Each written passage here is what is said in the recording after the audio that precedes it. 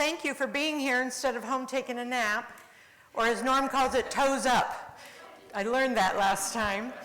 But I really appreciate you being here, and hopefully we'll be able to just get through business fairly quickly. I'm going to ask Liz Cheadle to come up and do our opening prayer and any announcements from REC.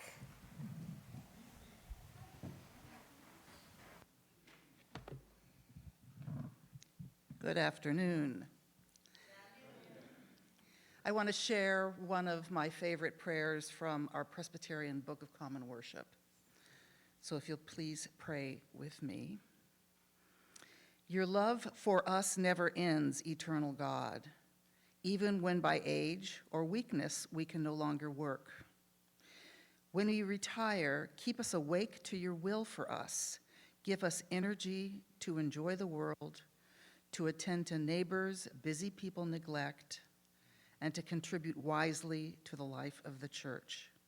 If we can offer nothing but our prayers, remind us that our prayers are a useful work you want, so that we may live always serving Jesus Christ, our hope and our true joy. Amen. And I would like to remind you all for the maybe fourth or fifth time that we're having the convocation tomorrow will be the Resident Relations Roundtable sponsored by REC. And this, at this meeting today, you're going to obtain a lot of information. At the meeting tomorrow, you'll be able to provide a lot of feedback and give ideas for different kinds of things that we can have happen that REC can sponsor, and provide some feedback on the strategic planning process and how it's going. So we will be literally at round tables with a scribe and a facilitator, and then all that information will be put together, and it's used, it's looked at, it's appreciated, and your voice really does matter. We will also be electing a new member to the REC board. Since Keith Beebe is moving back to Spokane, the nominating committee has brought forward the name of Rex McDaniel, and so we will be needing to have an election and make sure that he is duly elected, or someone from the floor who wants to run against him. I doubt that will happen, but it's an important procedure. So thanks, and I'll see you tomorrow.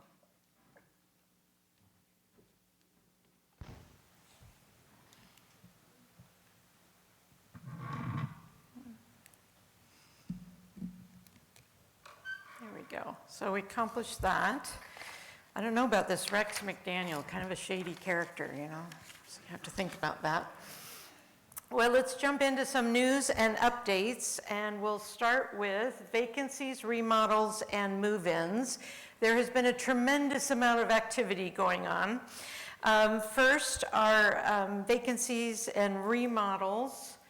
We have C66, Judy Post unit. We're doing the final clean-outs now, and we've already signed the estimate with the contractor, so remodel can start immediately after that. And we have D92, the Norm's Place, Norm and May, that will soon be underway as well. And A5, the Calkins unit, the family's working on cleaning out that unit, hopefully by the end of June. And then we have some move-ins. C61, Daniel and Janelle Stevens. And as far as I know, all these people are coming in June. And C72, Steve and Meg Morrison. And D108, David and Andrea Handley. So quite a lot of activity going on. Any questions on this before I move on? Okay. Dining services, quick update. You'll see some new faces. You have 3 new servers, Andrew, James, and Cambria, as well as a new cook, Jordan. We only have 2 open positions, 1 full-time server, 1 part-time server. And a reminder that the food committee meets on June 18th at 2 p.m. on the patio, and we really welcome anyone who's interested in giving some input, and we thank you for continuing to use the comment cards. I know that Melanie reads them at every stand-up meeting, and positive and negative, so we appreciate it. And then our assisted living update, there's also been a lot of movement here. And at this very moment, it could change by the end of the meeting, but at this moment, the hearth is 100% full. The ranch house is 100% full. And Stewart Cottage is at 85% because we had some passings just recently in the last few days. But I know that Megan is working on some admissions in the next few days, so this will change rapidly as well. Any questions? Okay. Give you an update on the campus-wide internet, and I will try to not sound frustrated. So right now, we're working with a boring contractor. Now, this is not a dull contractor, and it is not the bore like the animal. This is the one that drills the holes. And they have come up with a plan to bring the fiber, our own independent line from San Pasqual, and attach into some existing infrastructure conduit that we have underground, so not disturbing our streets at this moment in time. They will need to come into the back side of the admin building. Upstairs is where the main computer closet is, the brains, we'll call it. And they need to come in that side of the building, which means that there needs to be some asbestos testing, of course. So they will be trying to keep this very localized to that part of the building. This building is from the 1930s, so surprise, we better plan on surprises, right? And then they will install the ISP, the Internet Service Provider fiber line there. This is step one of the actual installation. I am waiting, hopefully this week, I will get more information as to a timeline. And I'm just as anxious as you are, believe me. Any questions on the internet? Yes, Hugh. I was just at the bookstore that is relying on Laura Rabb's hotspot for several years. Is that unit, though there's only few people in there, is that included, that whole wing? Yes, so we fondly refer to that as the Wu building. I see Gina's here. We refer to that building as the Wu building, as you are the only residents in that building. But yes, that whole building will be equipped with Wi-Fi, so that problem will go away. Any other questions on the internet? I thank you all for your patience. Also want to remind you, tomorrow is mobile voting. So if you haven't mailed in your ballot, or you just want to drop it off, or you actually like the process of voting in person, this will be in the Commons parking lot. I want to encourage you all to vote. You are the most powerful voting demographic, folks. So I really think, given our current climate, it's very, very important that you all get out and vote. Yes. Here comes the mic. I've heard that there's new regulations about it must be received by voting day in order to count, and therefore don't plan to mail it next week. You've got to mail it 4 or 5 days before the voting day. Yes, I agree with Jeannie. So we need to be really good about getting it in so it's counted. We have one right here, Ruth. I just want to know the times. Oh, I don't know. 9 to 2, 9 a.m. to 2 p.m. Okay, so please put that on your to-do list. Okay, a quick philanthropy update. Touch points, I consider these extremely important. So these are our events, how many people are interacting with Monte Vista Grove. This is very important to the fundraising effort and support of the Grove. You never know when one of these relationships is going to turn into a significant donation. So far this year, we've had 230 touch points, and it's only May. We have had 3 very successful events. The Pastor's Luncheon, the most recent one, was very well attended, very well received, and I think it will become an annual thing. The Founders Circle, we're at 53% of goal already. A goal is 350,000, so this is a great start to the year. And then, as you know, Pancake Breakfast is coming, and we need volunteers. We really need volunteers. This is a great opportunity. If you don't want to sign up for something long-term like the receptionist desk or the mail room or other opportunities, to just help out for a few hours on a Saturday morning. You can do an hour-and-a-half shift, and I bet we could even be flexible if you only want to work for an hour. The sign-ups will be available in the back of the room as you leave. Oh, they're right there. Robin's pointing. They are already here. So please, please, please, If you've delayed signing up, please do so on your way out the door. We want to support Bev, who also has not had an opportunity to really recruit volunteers. So appreciate your help. Any questions on philanthropy? Okay. How about strategic planning? You all were so amazing in participating in the resident focus groups. We had a total of 6 groups, 67 residents, it's about 2/3 of the campus, and 4 strategic planning committee members all participated. And I found this to be a really enjoyable, enlightening experience. I think this was really helpful with a number of things that we're wrestling with. So one of the questions, as you know, is what do you think contributes the most to the special culture of Monte Vista Grove? And I'll just summarize for you. There were like 5 themes. And the first one was diversity. Diversity of background, experience, and the non-clergy diversity on our campus. Another one was clergy, the fact that these are long-term relationships, shared experiences, full-time workers for the Lord. I really liked that. So we wrote down everything that people said. And then PCUSA, of course, is a theme here. Survivors of a group that has lost a lot of members, part of something bigger. There really was a sense in the groups of acknowledging the changes in the denomination. Embracing those changes, but also grieving those changes. I really appreciated that. Another theme was just the Christian nature of Monte Vista Grove, ecumenical, the Christian treatment of staff. This came up in 2 separate groups. I thought that was really interesting. Our Christian foundation, team support, respect, love, sense of justice. These are just some of the things that came out in terms of what makes us special. And then lastly, there was this other category. Things like it's a small place, so it builds connection. It's easy to build connections. You can personalize your space. There's an openness, a curiosity. Some of the values are lifelong learning, holistic, flexibility. As a standalone, we can be very nimble and flexible.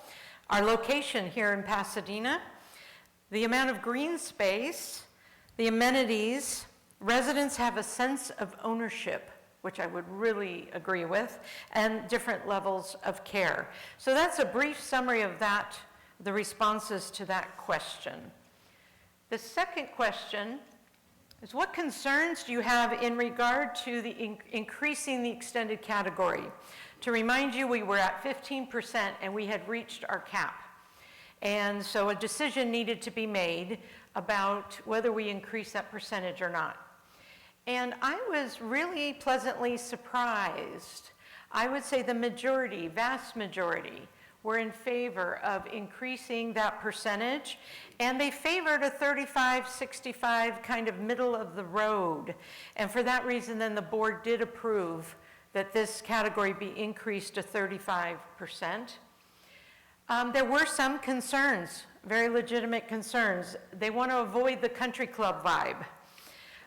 They had concerns about sustainability, continued access for PCUSA clergy, and possible socioeconomic pressures and increased expectations. With increased fees for new incoming residents might come increased expectations. There were a lot of positives noted. There was a lot of positive feeling about the fact that our perspective is broadening, but is still Christ-centered.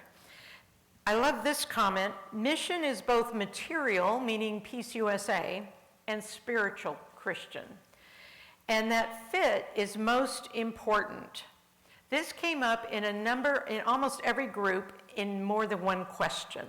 How important fit is, whether you're in the primary category, the secondary category, or the extended category, doesn't matter. You need to be able to fit with the culture here at Monte Vista Grove.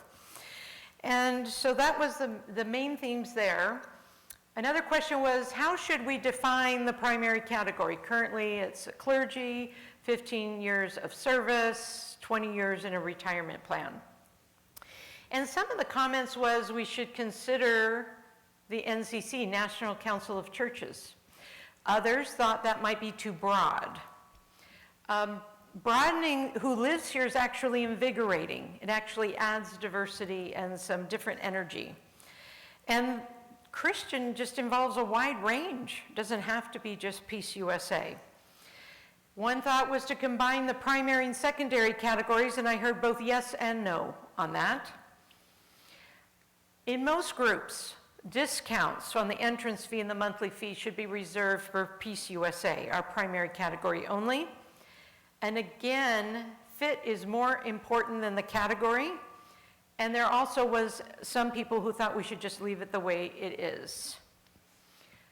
Another question that was discussed: how should we manage the waiting list? So currently we work our way through the top of the primary, through the secondary, and then into the extended category.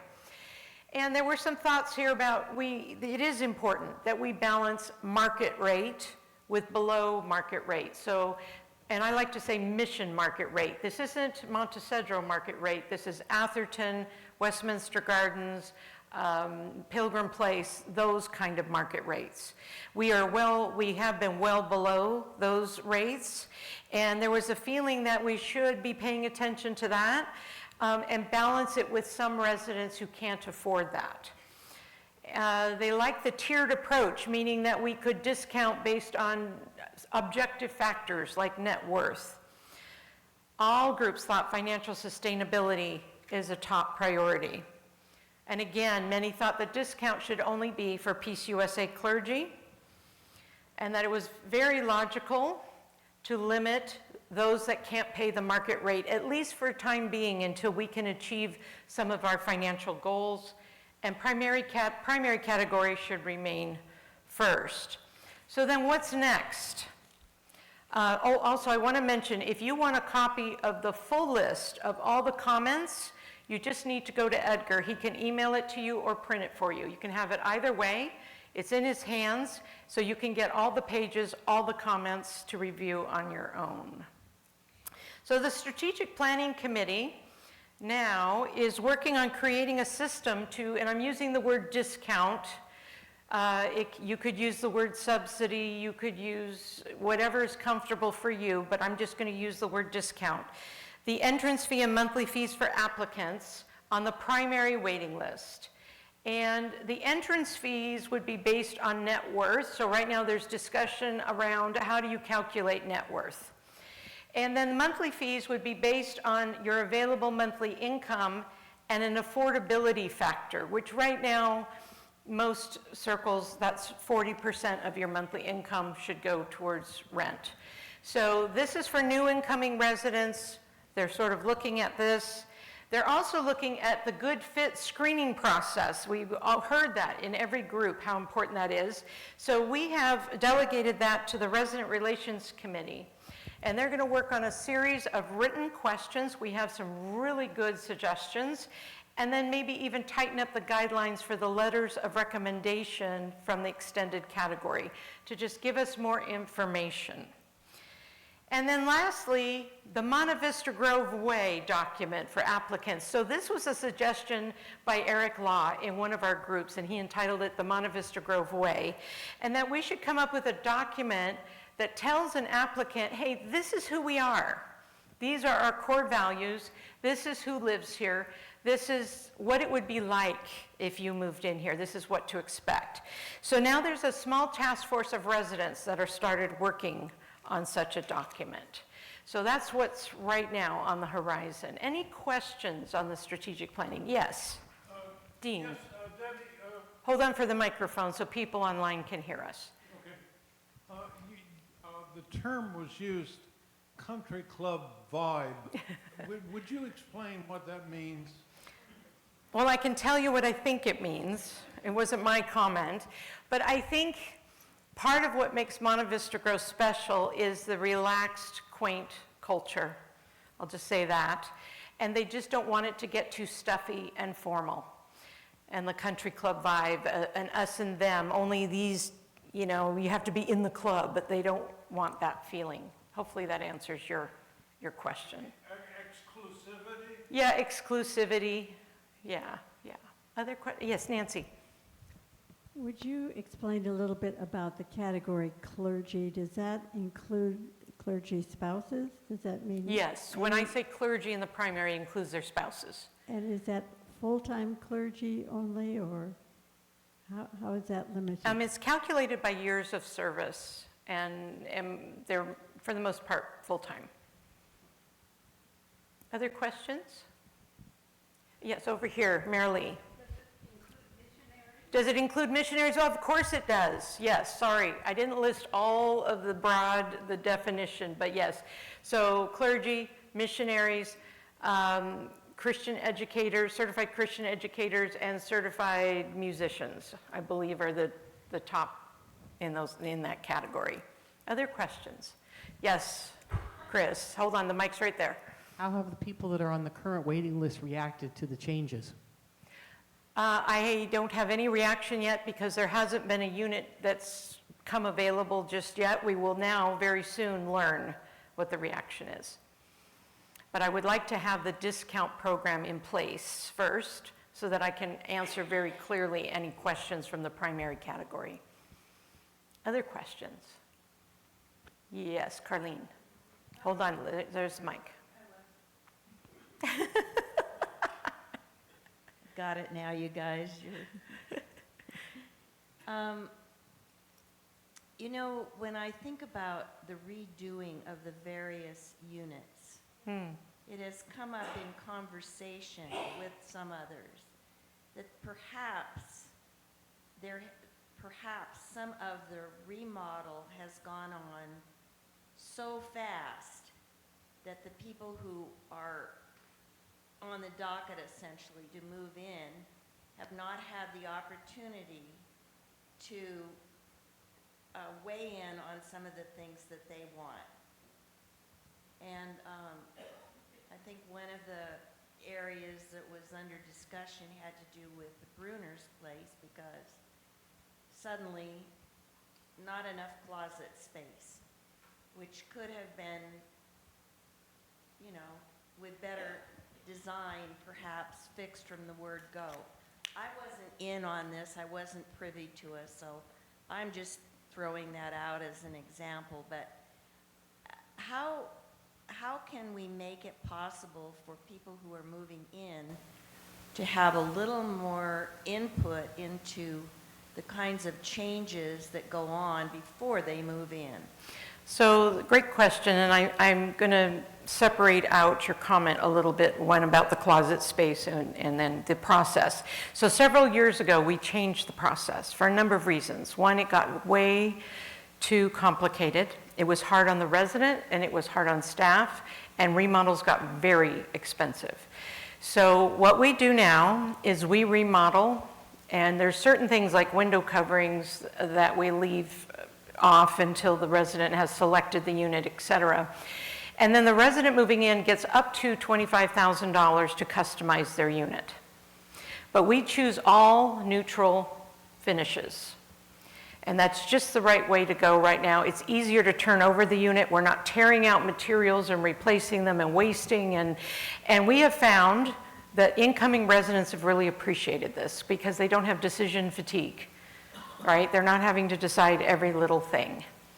So that's the direction we went. Now, in terms of the closet space, I want to tell you that every time we do a remodel, we learn. And that's what we learned on that one. So each time we do one, we do it better. And we do try to bring a unit up to as much as possible. Some of our units are older, and it's really difficult to bring them up to 2026 expectations or standards. But as much as possible, we try to make them attractive to the people on the waiting list. And closet space has been added to the list, believe me. So, but yes, thank you for your question. And over here, we have Noelle's wants to comment too, since she's the guru of the remodels. I can just speak specifically to C72. I've had instances where residents want a lot of storage space, and then I have instances where residents are like, where am I going to put all of my books? And Dale had beautifully designed those built-in bookcases. So I thought, I'm going to leave them in case this is someone's dream cottage. And if it's not, which it turns out to not be, then Monte Vista is covering the cost to convert it back into a closet space. But I didn't want to risk that if I was going to destroy someone's perfect library. We try to minimize waste wherever we can. So thank you, Noel. Any other questions? Oh, Charlie has a question right here. And I did have one, but basically, I think I've lost it there. That's So okay. I'll try it again later. That's okay. You will have several opportunities this afternoon. Okay, so let's move on. I created a section called Behind the Scenes, because right now there's a number of things happening behind the scenes. Oh, we have Judy Durf right here. I'm sorry, but before you move on, I'm just wondering, we're about to have 7 empty units. And, 3. well, we'll get Keith's. Okay, but Okay. it's, yes. I mean, and we have more empty, it seems like we have more empty units now than we've had for a while. I'm just wondering if there are things we can do, like staff up in some way. Like what? I'm sorry? Staff up. I mean, does staff need help in order, or volunteer help in order to get these floor plans out to the primary list? I mean, we need to know if the primary list is interested in moving into Yes, we these do. empty units now. Yes. And fees have gone up, and there's a whole bunch of questions. So the longer we delay, the greater is our risk of monetary problems. So I just want to say that 2 of these just became available this week. So we haven't even had a chance to assess, and those people are still cleaning them out. But Noel is on it, and we do expedite it as much as possible. I understand that. I'm just saying, have you given any consideration to some temporary help to get this done, to get it out? That or- isn't the issue. I don't think that's an Oh, okay. issue. All right, thank But- you. But if we did, we would. Getting somebody temporary, you're going to spend 6 months training them. It's not that easy to do. But if we need some help, we will reach out to maybe some residents that could help us along the way there. Quick before Charlie forgets. What about attics? What about attics? I've got an attic. Yes, you do. I don't think everybody does, and I just wondered about that, because it is nice to be able to put stuff upstairs. Yeah, not every attic is for storage. Most attic access is simply to put insulation or wiring or something like that. So we don't remodel attics. We check them to make sure they're insulated and the insulation's in good condition. And we have here Dave Thomas. Run, Louise, run. Ruth and I share Charlie's attic, and you wouldn't believe the noise we hear through the attic. You know, it's just sounding like a personal problem, so I'm going to move on now.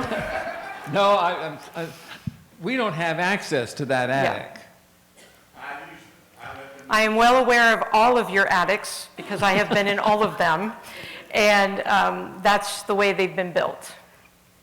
There are folding stairways that can be installed. Yes. Yes. I'd like to move on now. Okay. So I have created this new section because there's a lot going on that staff is dealing with, and I think it's helpful if you all know that this is all going on. So I'm going to start with the accounting department. Round of applause for Kim. They just completed the 2025 audit. She'll probably refer to it in her report, but I just wanted you to know it was a clean audit, it was well done, and thank you again for another successful year. We're also preparing for Barbara's retirement that many of you know about, and this is what's happening, sort of a domino effect. So Donna, who's currently our HR person, is moving to Barbara's position. Luis, who is currently an admin assistant, is moving to HR. In fact, he's been studying and is taking an exam in the next month or so. So this has been in the works. And then we will have an admin assistant position open, and we're working on that plan. But just so you know, there's all this training and overlapping happening in the background. On top of all that, We are migrating our accounting software from the lowest level of Sage 50, which is pretty low, to the more widely used Sage Intacct platform. Both Sage, same company, but very different platforms. It's about a 90-day process, and it will require Kim to do a training course. I think it's like 14, 15 hours of training. She's excited about some of it, and the rest she's just giving me a smile and not saying much. But this is super important that we keep this up to date.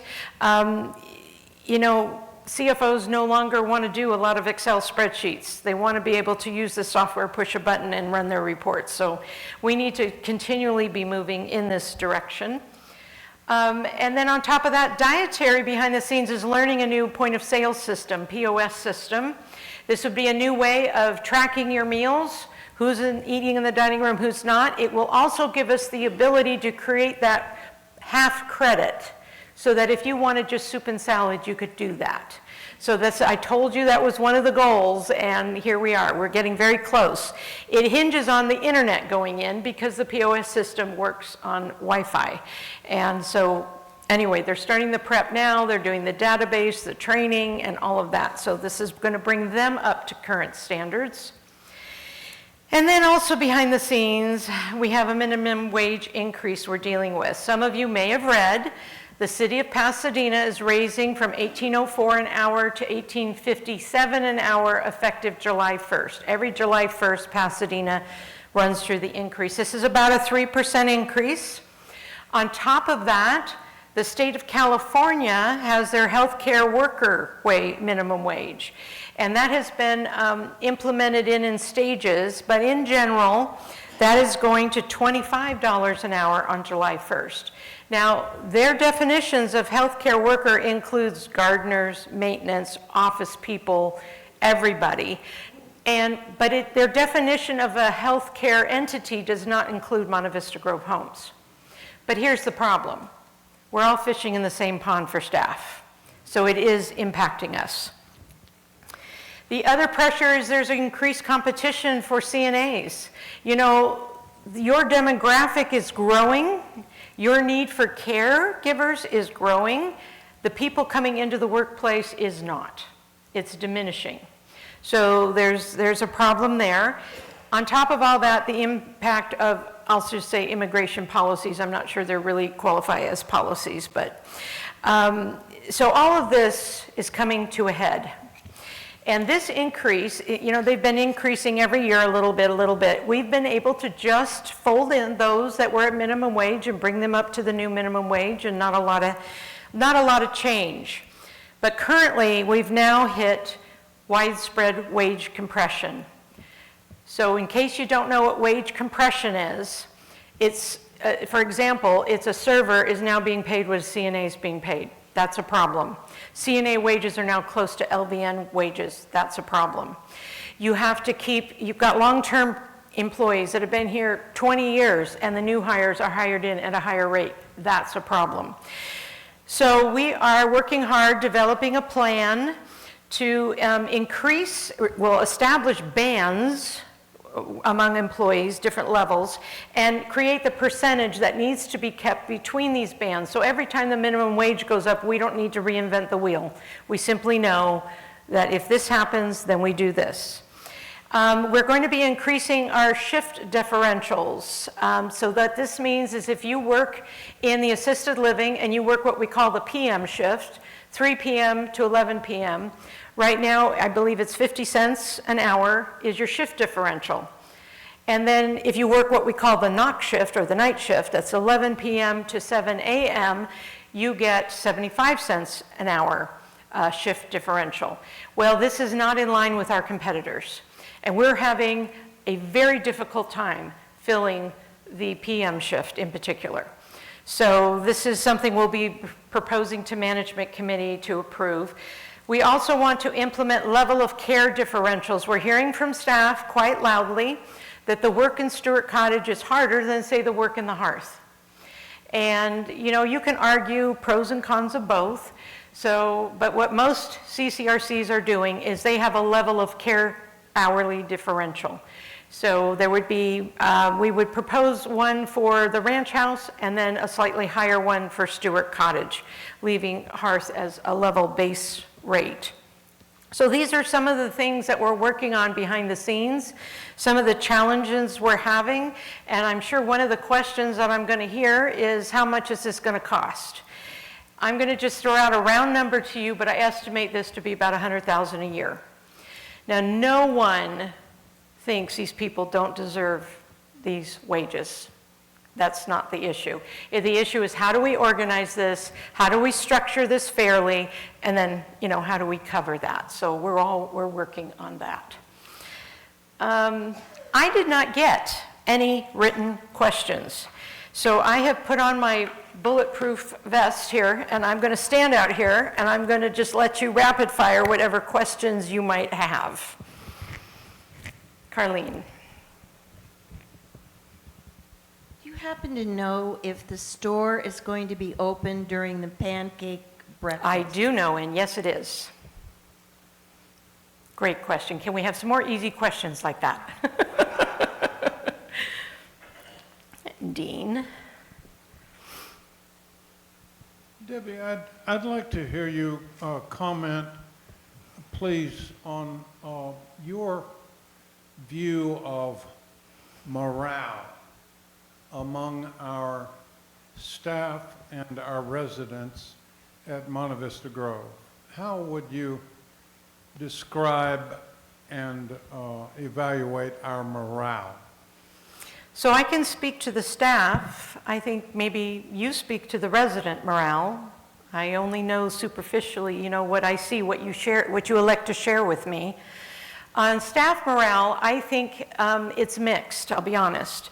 I think that they are very dedicated. They love working here. They love all of you. They love their job. But the financial pressures are great. And I think the pay is a problem. And that's why we're going to try to address that. They need to pay their bills. Inflation is hitting them just as hard as it's hitting you guys or anybody else. And they have families. Some of them, I know Melanie was just talking to me the other day for the first time. She has somebody working 3 jobs, working 7 days a week. And that's really hard when you have no time off to recover. So we're going to do whatever we can do financially to boost that level. We're working on also some incentives, some tenure as incentives that we could put in place maybe starting next year.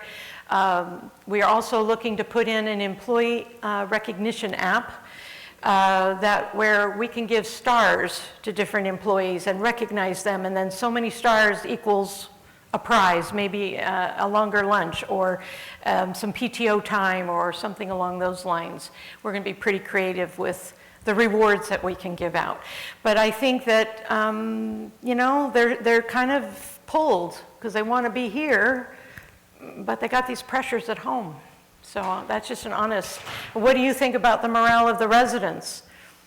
Well, I personally, in terms of the aesthetic, I feel like I'm walking around inside a painting.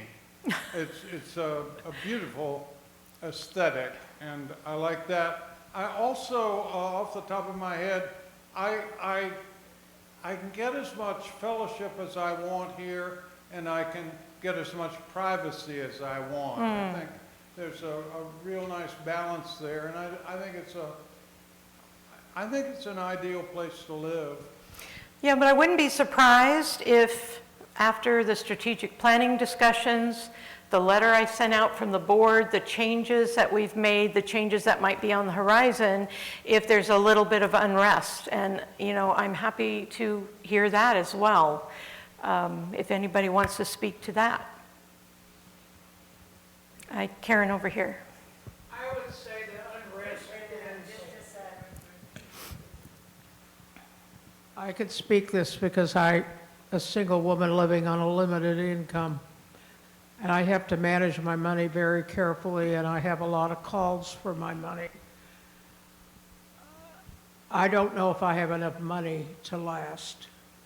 And if I knew that there was going to be a 6 or 7% increase every year that would give me a lot of anxiety. A lot of anxiety. Yes. And I think seniors in general are having anxiety today just because of the political and economic climate. The whole climate makes you very I'm anxious. anxious. I'm anxious. I've never been anxious over the politics and whatnot, so I can understand. And then Monte Vista's talking about change on top of it all, and that just puts the icing on the cake for you. I want to reassure you that all residents who are currently here, we have no intention of making it unaffordable for you. So I have no idea. I'm asked that question by my children. Yeah, no, so let me just say, I have no idea what the increase will be for next year. I'm not going to even speculate because I could be wrong and I don't make that decision. But I can tell you that if you're you're a primary resident, that there would be some assistance, some discount, some subsidy. I don't know which word you prefer. I know you don't like any of those words, but there would be a way that we could adjust your monthly fee to make it affordable. So they'll go hand in hand. So the intention is not to make Monte Vista Grove unaffordable. And if it means that we need to take a few more years to achieve our financial goals, then we That's take what, a few more years. My question, every time you do make a major decision, and I'm speaking now as a former board member, you've got to give enough time for it to be implemented. Right. And if you try to do it in 2 years, Right. it really impacts everyone. So right now we have a 5-year perspective. Yeah. We're doing a 5-year lookout. Maybe we need to look at 7 years. Maybe it wouldn't make that much difference if we push that out to 7 years and didn't impact current residents as much. And I'm just speaking from me. This is not from a committee or the board. This is my thinking. So, but the intention is to always keep in mind your security. That's the board's intention, that's strategic planning committee's intention, that's staff's intention. Your security is first and foremost. So, but thank you for sharing those concerns. I have Dave and I have Nancy there. Okay. A few minutes ago, you mentioned the word tenure Tenure. about the staff. Would you expand on that a bit? Sure. So length of service, it's a fancy word for how long they've worked here. So my tenure is about 30 and a half years. So that tenure is not referring to permanence or not? No. No, Because you tenure know, refers- academic circles, the tenure means that you're there. Okay, so what I'm Stay talking put. about is length of service. Okay, and Dave? I might be wrong. It seems like the costs have increased for us 5% a year. And Was it 4% this year?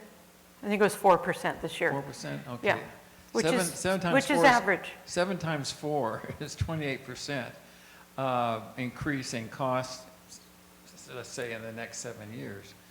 That's a lot of money.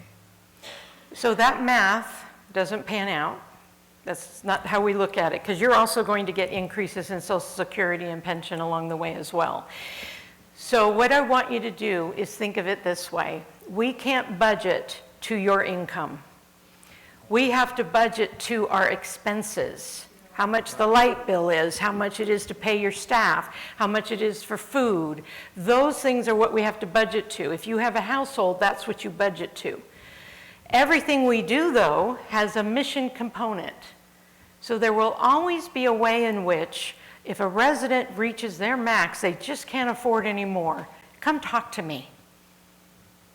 Come talk to me. Don't be so proud. Come talk to me. That's what this place is for. That's what our quality of life endowment is for. So let me have the privilege and the honor to help you with some assistance. So remember that those two things are going to go together, right? I know costs are rising. They're rising for all of us, all of us. But I can't tell our insurance company, I'm sorry, I'm only going to pay half your bill. You know, I have to budget to those things. But at the same time, I have a solution for you if you've reached your limit. Okay? And I'm committed to that. And so is the board. So things go hand in hand like this, okay? A lot we talked about in these groups was margin and mission. No margin, no mission, right? And they need to work together like this. We don't like to talk about money. It's a dirty word. We just don't want to talk about it. We get this little funny thing in our stomach. But they have to go together. And as you know from running churches and whatnot, if you don't have that money, you don't have a church. You don't have a mission, right? So we're trying to marry these two together gracefully as possible. Other comments? Oh, Norm. I want to question your assumption that our incomes in Social Security and pension are increasing. They are not, because the health care costs for both of them Go up wipe as well. out any cost of living increase. Right. Yes, that is true. You're quite right. Other comments or questions? Oh, Ann in the back. The peanut gallery. I understand that several of you recently attended a workshop or a major symposium on leading, on topics. On what? Oh, that many of you have attended a convention of some kind. Oh, Leading Age Annual Convention. Yes. Could you tell us some things coming down the Sure. road nationally and Yeah. some things you're excited about? I would love to. So just last week, Megan, Noel, and myself attended the Leading Age Conference, and so did Liz Cheadle and Charles Tagdalon. And there's some really interesting things. You know, we're going to have a staffing shortage. We already do. It's going to grow. So things having to do with AI are really coming into play. Now, some of them I'm not a fan of, you know, robots. I'm not sure I see how that works in this environment. But there are some that are really pretty interesting. There was one called, I think her name was Joy. They had a little avatar on the screen and they showed a video. And Joy is an AI agent, they call her. And she learns. So if she calls Norm, or Norm calls her regularly, she remembers every conversation. And she begins to learn Norm. And she starts to learn, oh, he doesn't like Brussels sprouts. He does like church services. He, you know, all his likes and dislikes. And so Norm can call up Joy and say, what religious activities are on the calendar for today? And Joy knows what's in Go Icon already. And she said, well, Norm, you know what you could go to? You could go to the Vesper service over in Stewart Cottage. It starts at 4 o'clock or whatever. You can say, the demonstration they showed us was this gentleman, and he was anxious, and she said something to the effect of, you know, Joe, you sound really anxious. Would you like to do your deep breathing exercises right now? Can I do them with you? And he said, oh yes, that'd be so helpful. And so she did these deep breathing exercises with him, and he felt much better. Now, of course, it's a commercial, but for people who are by themselves, or just need a little support in the moment. They don't need a home caregiver there. They don't need to move to the hearth. They just need a little extra support in the moment. This is a useful tool. The other thing it can do is it could fill in for Edgar if he's not in the office. And so if you call and you say, hey, look, my toilet's clogged. Oh, no problem, Hugh. Let me put that in the works hub for you. And it will put in a work order for you, because it interfaces with these different platforms, all AI generated. This, I think, is a helpful tool. This could be useful. This could save staff time from doing things that could be done by someone else and let them do more complex tasks. So I'm always looking for how can we use technology instead of hiring more people? Where can we save some time? Where can we lighten somebody's load on staff by using some AI in there and then free them up to do bigger things? So there was a lot of that going on. I'm trying to think of other themes. There was one I had to laugh through because really we should have led the session. How to use resident committees. And it was astonishing to me that there were places that didn't have committees, but apparently there are. And, but we really could have led the session on that. I think we do a really good job on having high-functioning committees. That's because we're We're Presbyterian, I know. I should have said, hey, if you were Presbyterian, this would be a non-issue for you. But, so there were things like that. Noelle, any others that you want to bring up? We could talk about the sensitivity to certain words. Oh, yes, there was a great session we went to, and when we walked in, there were these stickers on our chairs, no F-bombs. And we all went, woo. You know, well, my goodness, what kind of session is this? Well, F stands for facility. So it was all about our language in senior living, in long-term care.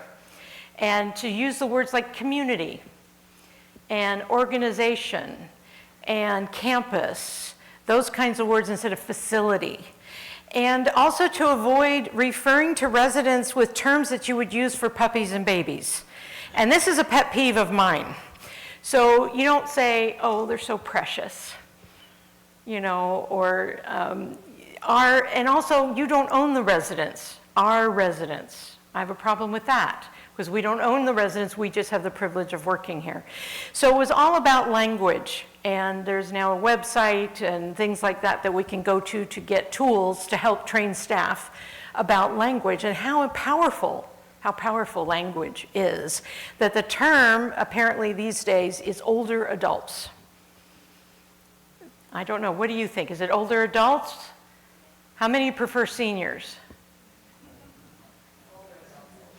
We found that it was somewhat cultural. Who likes elderly? I don't know that anybody likes elderly anymore.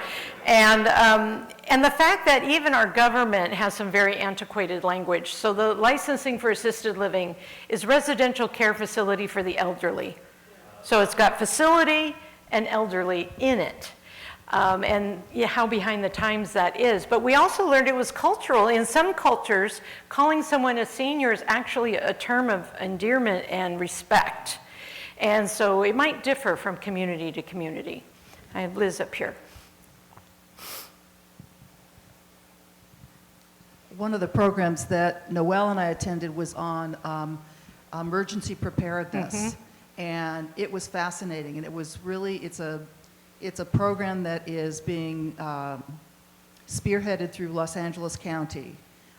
They're looking at setting up mutual aid programs for residential older adult communities.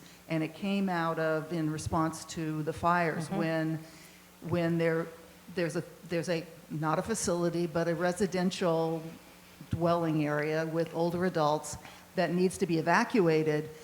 They are going to be putting together a way that that group of people, I'm going to use the F-bomb just because okay. that facility, because at that point it is kind of a facility, can find out what is available for them to evacuate to. Right. That they don't have to take particularly the bedridden to a hospital, because that's going to be overtaxing. Those people have chronic conditions, not needing hospital care, but which other residential communities are nearby, and that they have 20 beds here and 10 beds there, and so they know exactly where to go. And there was a guy speaking who was originally from Massachusetts, and the state of Massachusetts had this whole program, and it was really pushed into play during the Superstorm Sandy, when they were evacuating most of New York. So that made me feel really good about the steps that California, but really being led by Los Angeles County, are doing so that information can be shared, and computer databases can be set up so that if there's an evacuation, they know exactly how many places where they can go, and it's not just, will San Marino Church open their doors to us? Right. Now, back east, it's actually several states that have the mutual aid platform, online platform, that they use for disasters. Leading Age really had to push LA County, and they got money from the SCAN Foundation and a couple of other resources. We have been participating, you don't know that, but we've been participating, filling out forms and all of that. During the Eaton fire, I was getting phone calls from other providers in the area, and what I had was an Excel spreadsheet that I'd gotten from Leading Age about our members and how many beds and who the contact person was. And so I was just sending that spreadsheet to these poor people like Montecedro and other places that had to evacuate.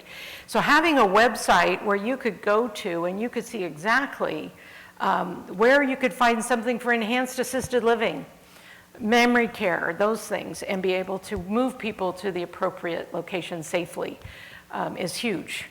Huge. And a place like LA really should have something like that in place. So yes, disaster preparedness. Also, you went to one that had something to do with welcoming new residents, didn't you? A piece of that. A piece of it, yes. Was that. Yes. So I'm trying to think what some of the other titles were, but those were the big ones. And then we spent several hours where you go from vendor to vendor and you hear what it is they have to offer.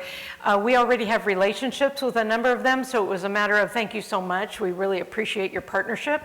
And then others, you know, I would politely listen. And others I was really interested because I could see maybe in the future this might be something helpful for us. So that's also part of the conference. And then on the last morning, I was one of 3 people that led a session on enhanced assisted living. So that was also very, very fun. The closing session was by far my favorite. I can't remember the gentleman's name, but he was an animator and writer for all the Pixar films. And his topic was storytelling. And he told his personal story intertwined with these movies and intertwined with how this impacts long-term care, how we can use storytelling, that we need to use storytelling more to talk about who we are and what we do. So that was by far my highlight of the entire conference. So, Norm. This is on a different subject. Okay, switching. This is on the level of wait staff in the dining room. Okay. Now, I speak from experience of 19 and a half years in independent living and 6 days in assisted living. So, before the design of the new dining room, the wait staff dealt with both those from assisted living in the dining room and the majority of us from independent living for lunches. And we were given the chance to go get our own coffee while the wait staff was providing full service for those in assisted living. I never ate in lunch or almost never in breakfast and supper. Now I've experienced it. And I feel that the level of wait staff for breakfast and supper is very appropriate. But I feel that we need to reconsider for lunches because full service has to be given to those from assisted living. But the rest of us could help more. I don't think we need as many floaters in there to serve us. We are being served like we're all in assisted living. Okay. I appreciate that perspective. I don't know how many remember the former dining room. And it was closed in between meals, and we had the long buffet. I began receiving comments from independent residents saying, I'm not eating in that dining room because it's like going to a dorm and standing in line. My personal observation that was really a struggle for me to see was residents in any level of care trying to juggle the buffet and their walker. And I can't tell you how many times I had to resist the urge to run and help because that would be offensive to some. How many times I saw someone embarrassed because they dropped food or coffee. I'm going to cry because this really did bother me. And so when we redesigned the dining room, it was with those things in mind. It was with those things in mind. So I appreciate your perspective, but this is the other side of the perspective.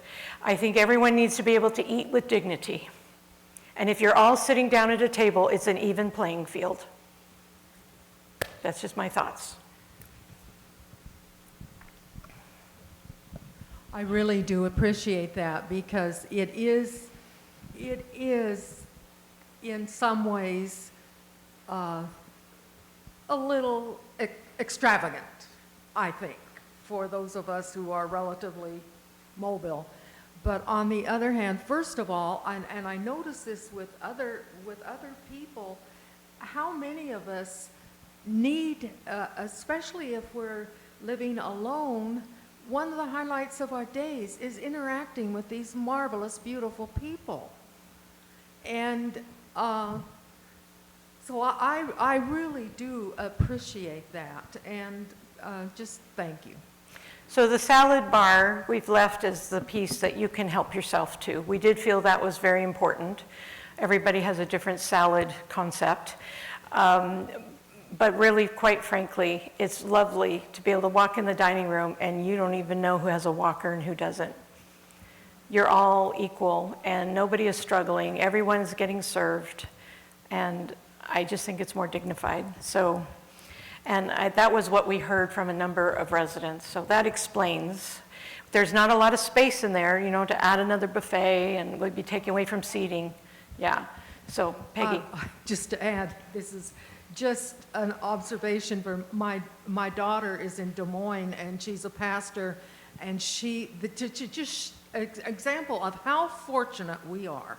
She called on a parishioner who was in a retirement community, and in their dining hall, everybody had an assigned seat. So you sat with the same person every single time. And as it happened, the gentleman on whom she was calling, both of his seatmates had passed away. Oh. But they didn't bother to put anyone else at his table. So again, thank you. Yeah, part of our culture here is choice, right? And we know that. And in my time, I will not mess with the seating in the dining room. It will be open seating. I can't vouch for anybody after me, but for now, that's what it is. I know Pilgrim Place, they only have one meal a day, it's lunch. It's assigned seating, and not only that, they rotate you. It's mandatory rotation. So, other questions? And then I think we will stop this part and go into Kim's financial report. Hugh, I'm sorry, I didn't see. Some of us have been around long enough to remember Ralph Hamburger. Oh, dear Ralph. I have all his notes. He used to write me little notes on scrap pieces of paper. And what you do in your leadership, the recognition that you have gotten from Leading Edge California, is blessing us. And we appreciate it. We appreciate your leadership. We appreciate your openness. And we're glad that you haven't very often had to really put on that bulletproof vest.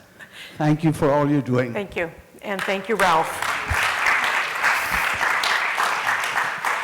Thank you. Thank you all very much. So now for our financial portion, Kim loves to have an audience, but she also is not offended if you decide this is not your cup of tea, so feel free.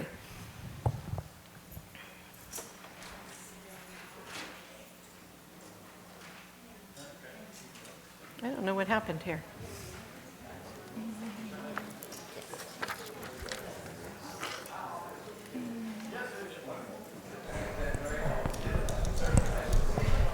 Something is amiss. Here we go.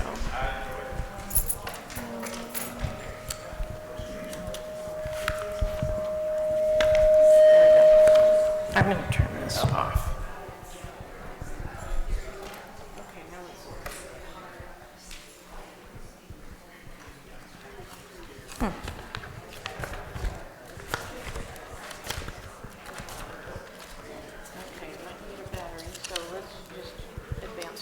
Okay.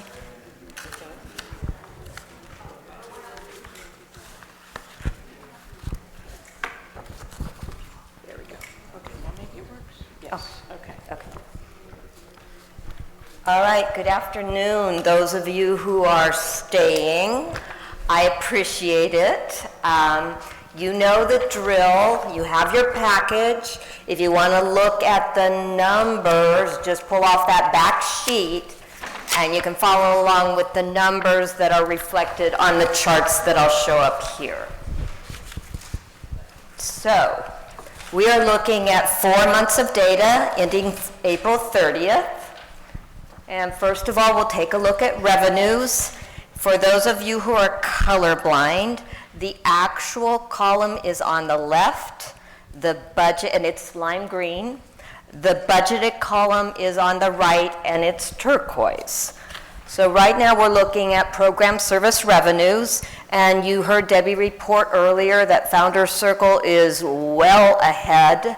And so that first section of columns is our donations without restriction. So it's primarily Founders Circle, some monthly contributions from some of you, but as you can see, donations are well ahead of budget for the first 4 months.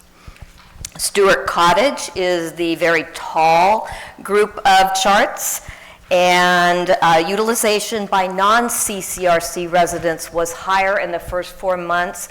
And if you recall, non-CCR residents pay 10% more than you who are qualified in the event that you need services in one of our assisted living communities. I'm trying not to use the F-bomb. The Hearth, the third set of charts or set of bars there, year-to-date, the Hearth census has been slightly ahead of budget. We do budget for some transition in there, and as you heard Debbie report earlier, we are full in the Hearth, and so we will continue to remain above budget as long as they're at capacity. Ranch House as well. Census earlier in the year was slightly below budget, but utilization by qualified residents, we allow as part of your CCRC contract, if you signed a CCRC contract, residents get 10 free days in one of our assisted living communities a year with a lifetime maximum of 30. And so this hit us with one of our residents in the Ranch House earlier this year. I'm going to try and take a harder look at that next year when I do the budget, but I don't really know when a new resident's going to come in. I used to sit down with Debbie and ask her who she thought might be transitioning, and we decided that wasn't a good idea. So now we just budget numbers. Any questions on the assisted living communities revenue? Okay, independent living then, the second tallest group of lines there, is slightly below budget, but if you'll remember, when we had the fire evacuees come, we welcomed as many as we could, and we thought when we put the budget together that most of them would be gone. So I budgeted for 3 units to be occupied by fire evacuees. We actually have 5. So their revenue is in the far right set of charts. Their revenue is in other revenue instead of independent. So there's a little bit of shift there because we didn't have those units available to fill. Dietary revenue, dietary receives a allocation from each assisted living resident and from independent living residents based on the fact that we allow you 21 meals per month covered in your monthly fee. So dietary revenue is strictly an allocation, and so they were impacted earlier in the year by some bed holds. So when somebody in assisted living happens to go, maybe they go visit a family member, or maybe they're in hospital, they're charged a bed hold rate because they're not eating their meals. And so we had significant number of bed holds in the first part of the year. So there were fewer revenues from assisted living community going to dining services. Any questions on revenues? The other revenue, obviously, as I indicated, is higher because we have 2 additional units being occupied by fire evacuees, and we love having them here. They're a part of our community. Any questions on revenues? Okay, moving on to expenses. You look at the first 3 charts, and that is our assisted living communities, Stewart Cottage, the Harsh, and the Ranch House. And all of them have been below budget. The good news is that that will afford us to take on the minimum wage adjustment that Debbie talked about earlier. So their expenses are under budget. Some of that is in salaries and benefits. So that will enable us to have that wiggle room to put in those wage adjustments that we are going to put through in July. Dietary, earlier in the year, food and supply costs were below budget, which I find amazing because I don't know how they do what they do and they service what they serve us and have food costs below budget, especially since I don't cook a lot for myself, but I do know that going to the grocery store is a whole lot more expensive these days. Any questions on those expenditures? Did I put you to sleep? Okay, maintenance and landscaping. The year-to-date maintenance budget included some contract services and some preventative maintenance projects that have either been delayed or our staff is really good at doing things their own. So things that we might contract out with another vendor, a lot of times staff is able to make that repair, and so we save money because we're doing it in-house.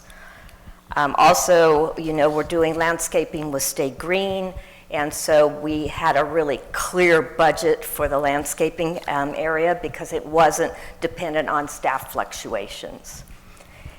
Independent living budget included one-time repairs for independent living cottages that have not been done, or they've also been completed by our own staff. And housekeeping is below budget because earlier in the year there was a couple of housekeepers who had to take leave of absence, and so they are utilizing paid time off or extended sick leave, which are benefit times that have been accrued for them. So when they're on paid time off or sick leave, they are not, we've already incurred that expense because those benefits are expensed as they earn the hours. Also, there were fewer IL cottages cleaned for residents, incoming residents. We try to have a professional company come in right before an independent living cottage is occupied by a new resident, and we just haven't had that much mobility. We will in the future because Noel's got some cottages to fill.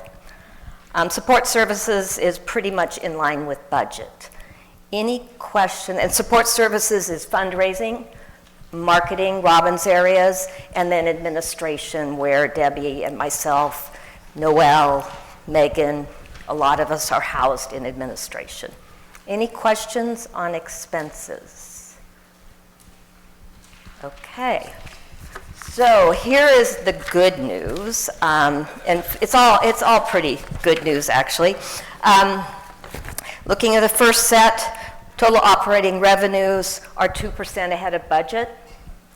And then looking at the expenditures are 4% below budget. So it's good balancing there, which has enabled us to be well ahead of our budget. We actually budgeted a loss for the first 4 months of $81,000, and we're already at an operating income of over $120,000. So that $100,000 that we're going to incur forever moving forward with the minimum wage and wage compression issues can be covered by what has already happened this year. Any questions? Comments? Okay. Okay, thank you. Okay, so the balance sheet, I don't spend a lot of time here because not everybody is interested in a balance sheet. But I just want to point out cash and investments as of April 30th, nearly $12,700,000, and that is encompassing a whole lot. So just so you know, our quality of life endowment is about $3.7 million of that. Then we have unrestricted investments at Citizens Trust. It's nearly $8 million. And then we have several other smaller, we have split interests, we have some beneficial interests that's Monte Vista has been named as the beneficiary of. And we have operating cash in there, about $140,000. And then we have a new fund where we're separating out capital cash. And so when we get the donation, we recently received the donation from the Amundsen Foundation for the internet project, that money will be moved into a capital account until we actually spend that money with our internet moving forward. Debbie is not, she's frowning a little bit. Anyways, and then the other big combination of numbers there is the total liabilities, which includes accounts payable. So it's invoices that have come in and they've been expensed, but maybe they're not due yet. So they're sitting on the balance sheet until they go out of cash. Also, we accrue payroll, so we pay staff every 2 weeks, and at the end of the month, between the last pay period ending date and the beginning of the next month, we accrue that payroll, so it's in the proper month. We also have in there is where our paid time off accumulation is for staff, and that is about $230,000, and that is all vested with staff, and so in the event that they terminate, they get to take that with them. And then also in there is our extended sick leave. So extended sick leave is a pool of money that we put together for staff when somebody is out on maternity leave or hospitalized for some kind of surgery. The first 3 days or 24 hours comes out of their paid time off, and then they're able to use the balance of their time off from this extended sick leave category.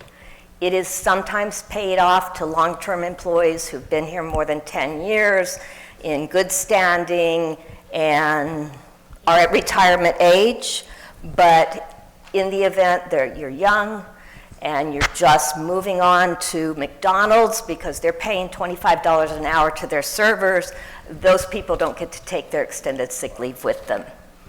Any questions on the balance sheet? Yes, Norm.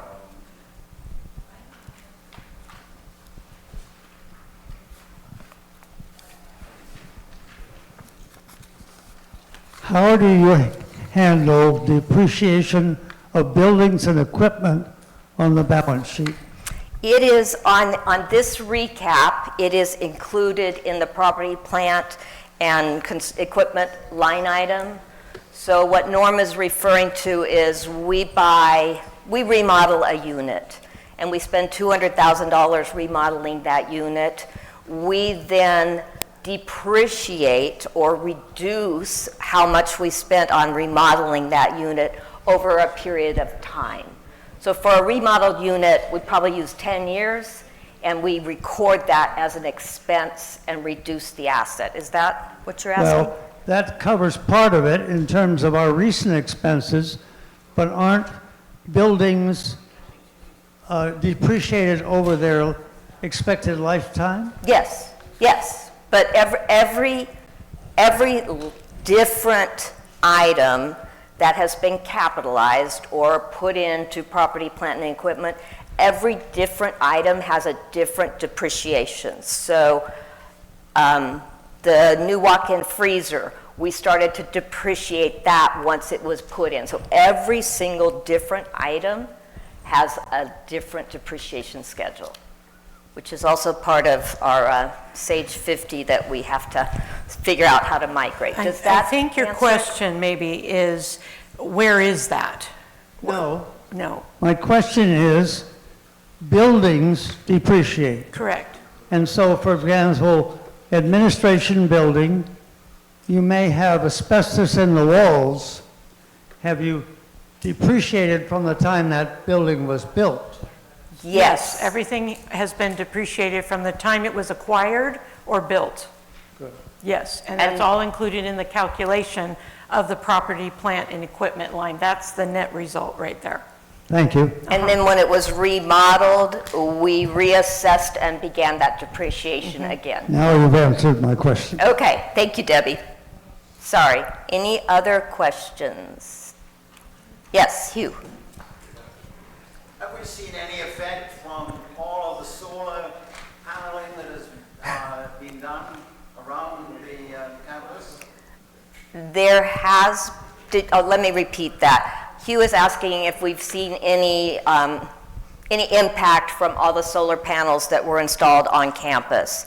Yes, especially the solar panels that were installed on Wellness. That seems to get a huge amount of sun, and we get several different bills, but theirs is always a credit. So yes, we are seeing an impact from solar, but it's certainly not covering all of our solar. I think if we put more, it might, but it's very expensive to do that. Any other questions? Yeah. The new account that you mentioned, the cash. The capital. Capital cash, is that an interest-bearing? Yeah, account it's a liquidity account, slight interest, yes. Any other questions? Okay, moving really quickly to our capital recap. We haven't spent a lot so far this year. So this chart shows you all of our capital projects that were proposed to the management committee. They are approved as we undertake each one. So the management committee and the board don't approve this entire projection. They are approved as potential projects, but when we go out to spend $700,000 to $850,000 for the internet project, that project is taken to committee and approved separately. So what you can see here is that we have a strategic plan line item, and so we've spent some money there. Primarily that's to do the asset study. Debbie had a group go around and look at every single fixed asset, property asset. All those items were depreciating, and they will come back with a report that might be, might help us to plan for those replacements in the future. Then the hearth, we budgeted to remodel 3 to 10 restrooms, those that had not been remodeled in the past. We had just started one when this report was completed. I believe it's finished now, and Norm is probably moved in and hopefully enjoying that new restroom, but it hadn't been built yet. Stewart Cottage, we did the shower room in there. The fourplex railings, not a project that we wanted to do, but a project we had to do, came in much higher than we thought at $61,762. And then there's the campus-wide internet, which we are projecting will range between $775,000 and $850,000, and we spent $164 so far, but you need to understand that fundraising, including the recent Amundsen Foundation donation, has funded over $756,000 of that project. So these are, the other items are predominantly what we might do this year. Then at the top of the next page, our other largest expenditure is when we do remodel one of the IL cottages. When we do some roofing repair or replacement and rain gutters. And as I indicated earlier, we did have to replace the walk-in freezer earlier this year, and that wasn't something we planned on. But we projected capital expenditures totaling $1,616,000 to $4,023,000, and to date we've only spent about $620,000. And that's all come out of cash. And what has been put in that capital liquidity project account will come out when we actually incur the expense from the vendors. Yes? When you get entrance fees, where does that cash go? Okay, when we get entrance fees, I should just have a class on that. Look at the balance sheet numeric. So page, I guess it's page 6, 5. Interest fees come in, they go into cash, so they go into line 1.0. Now we will transfer, if that unit hasn't been remodeled prior to the residents coming, we will transfer that money into the capital liquidity account until that remodel and those monies are used for a new entrance fee.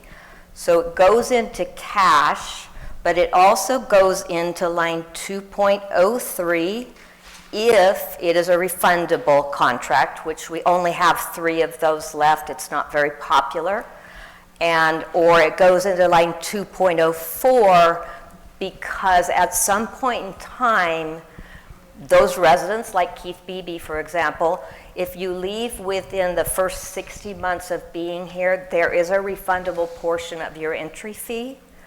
And if you don't leave, we are only able to bring into our operating revenues a portion based on the Department of Social Services actuarial evaluation of your remaining life.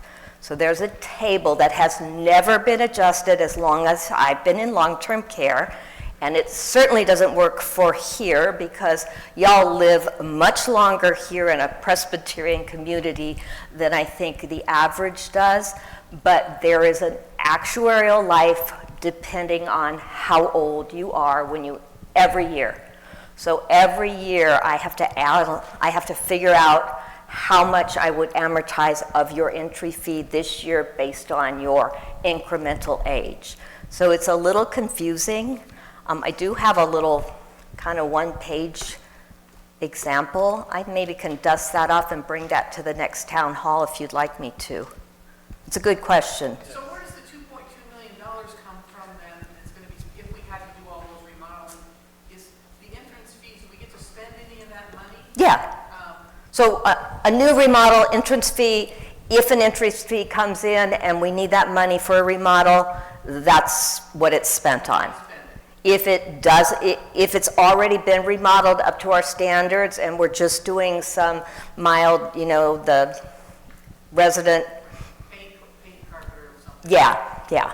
So we get to use that money, and what we're trying to do now is shelter the remaining in a separate account, so that will always be used for capital projects. It's new this year. The liquidity account was established this year. Does that help? It's still confusing, but yes, it does. I mean, because you've got, it's interesting, you have a liability, so anything that's in an account that somebody's. I have the cash to In the spend. first 5 years that someone is here, you have to hold that money back, a certain percentage of the money back in case they leave, right? Well, yeah, that's one component. That's how some of it gets paid back. For anybody who doesn't leave, I have to hold that in the account until your actuarial life has passed. You're still going to be here because you all outlive your actuarial life, but what it literally has a table for males and females. At this age, we expect they'll live this much longer. That's how much we can take into income. So it comes in as cash and we can spend it. But it's a liability until it's amortized based on your actuarial life. All right, that makes sense. So think of 2 separate things. You've got cash, but then you have your books, your accounting. Right. So how you account It's for it like over the- here is very complicated, but you can use the cash. It's like the depreciation. I mean, say the property's worth 15 million, it's clearly worth a heck of a lot more money than that, but that's on paper, that's what it's worth. Right. Well, and you know what our land is valued at? Plenty. No. Very little, no, probably. it's valued at $98,110 because I'll buy it that's tomorrow. the value assigned when this property was acquired, and you can't change that value. So you think about the value of the land, which is not Everybody's mouth's hanging included open. in our assets. I'm just curious, do we pay property taxes Yes, we do. based on the $98,000? Well, we paid property taxes based on the entire property, but the $98,000 is part of it. But we also get a welfare exemption because we're not for profit. So I file every year to have those property taxes minimized. So don't call the assessor to have us reassessed. We're liking the number. Yeah, don't tell them what the value of the property is, please, the land. Any other questions? Well, I appreciate you staying. I am always happy to drill it down even deeper if you want to do a one-on-one with me. But if you would like, I will try and dust off my entry fee example, and I can bring that and see if that will clear it up. So no other questions. I thank you, and I will Thank see you all you very next meeting. Thank you, Kim. I think I just pulled that apart.